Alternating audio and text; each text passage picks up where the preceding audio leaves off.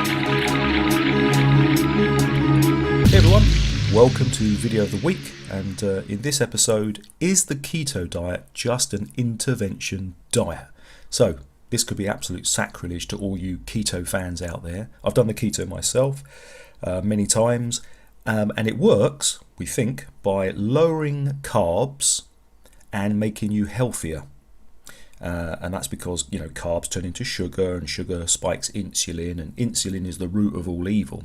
But Dr. Chris Kenobi, in his video, says actually it works by cutting down omega-6, as well as, the other health benefits you get. And he's put together a wonderful video, which I encourage you to go and watch the full thing. And I'm just going to give you an introduction to it. First of all, if you go back about 1.5 centuries to 2 centuries, there was very little disease that we have today, like cancer, heart disease, AMD, age-related macular degeneration, which is his sort of field of expertise.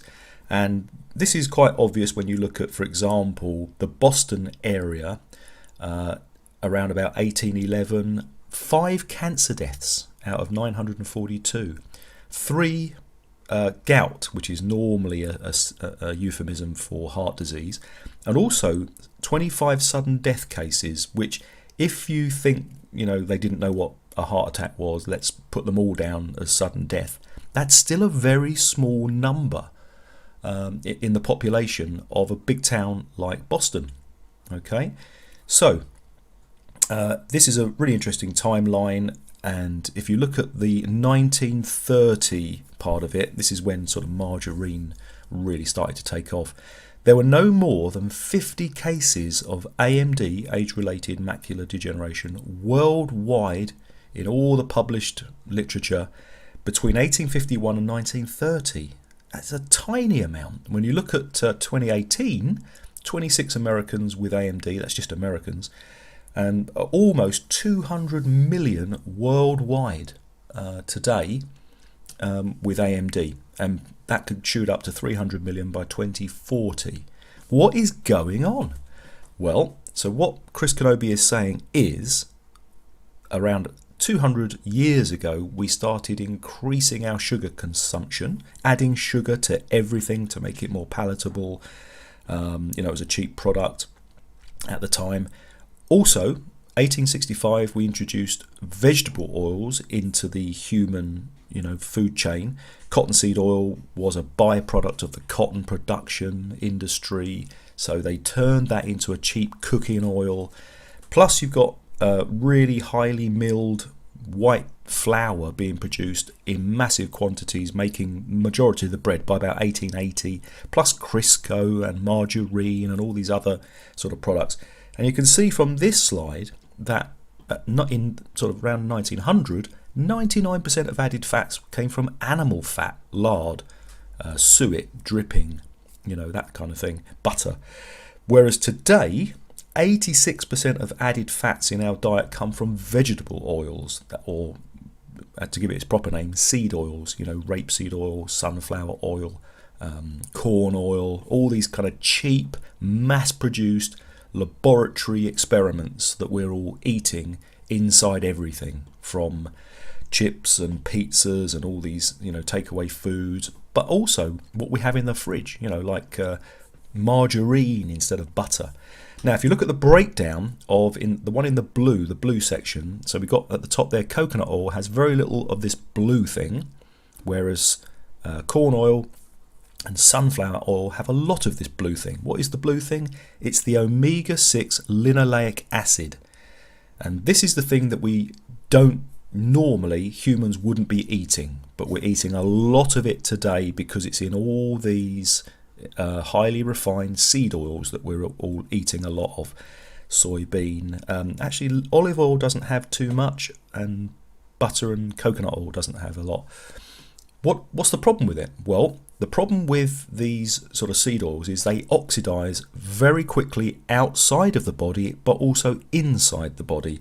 So this is a picture on the left of your normal cardiolipin, which is part of the mitochondria, the sort of process that creates energy in your cell.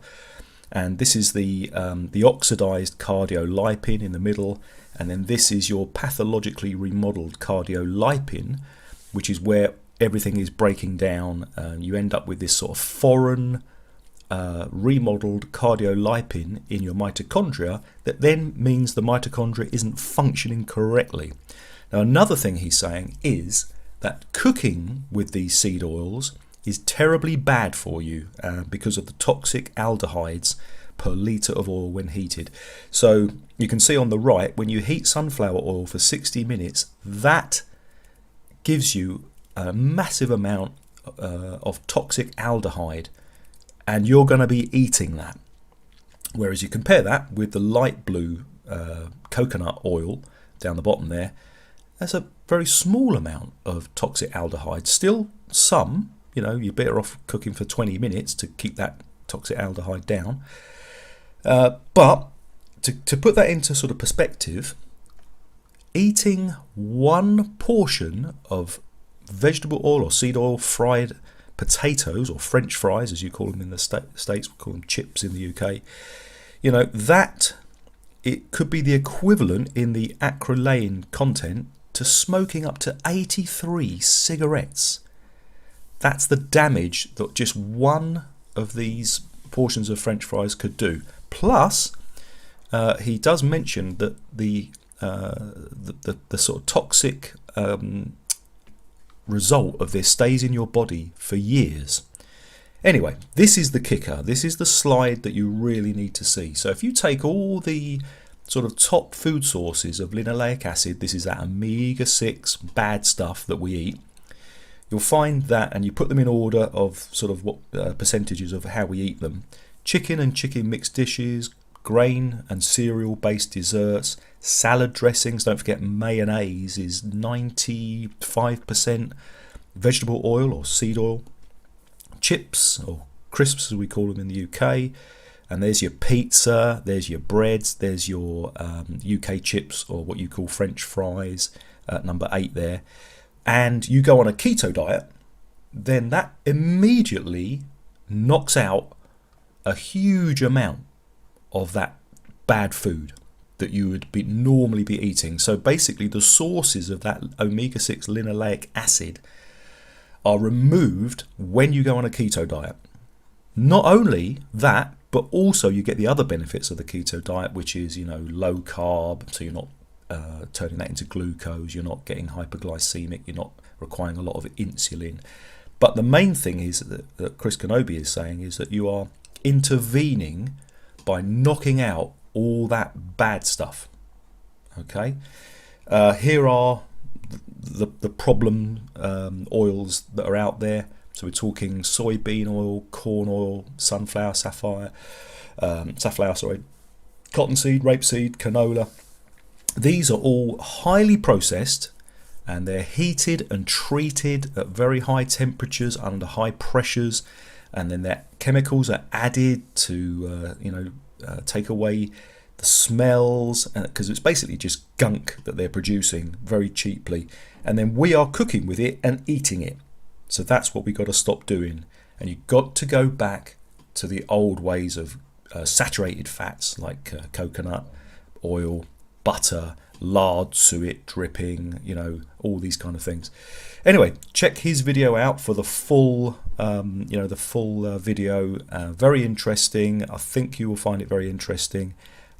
Chris A. Kenobi, Omega-6 Apocalypse, from heart disease to cancer and macular degeneration. Okay, hope you enjoyed that. Check it out, and I'll see you again for another video of the week.